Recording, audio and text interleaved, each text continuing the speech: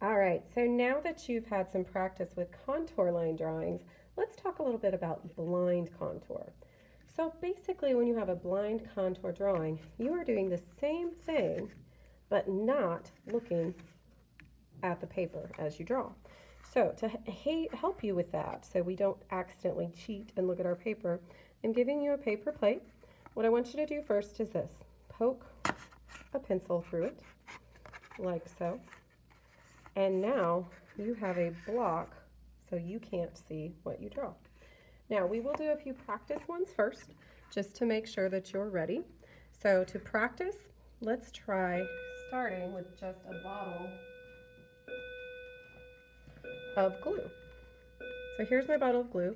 I don't want to cheat. I don't want to look at the paper. The point of this exercise is to make sure you really see what's in front of you. Now let's see what I get when I do a blind contour of my glue drawing. Now if you can see the bottom a little bit as you move your plate around, that is okay. And just a disclaimer, I have a weird bump on my page that makes it a little difficult to draw. There you have it.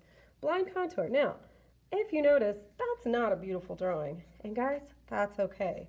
That's not the point today. The point is to start focusing more on what you see here and less on what you see yourself drawing. All right, guys, let's do a few practice ones before we move on to the final project.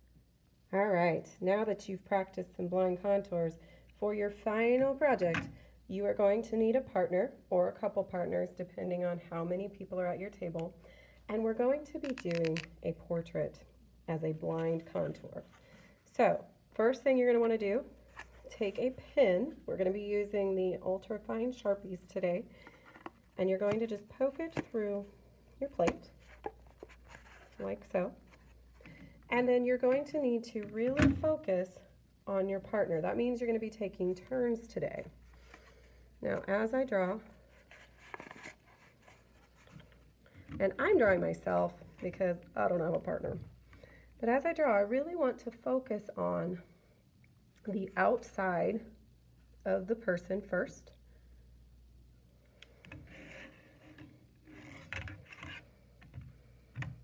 So I'm going to start with the jawline. And remember, when we do a contour drawing, we really want to make sure that we are at least attempting to not pick up our pencil.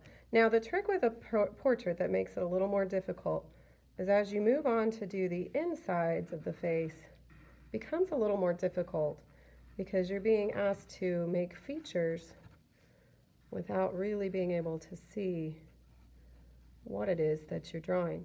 So what tends to happen when you do a portrait as a blind contour is that we get the overall shapes correctly on the outside, but sometimes we accidentally put some of the features in the wrong spots. Now, it is also very easy to cheat on something like this because as you start moving further around, the plate does not always totally cover.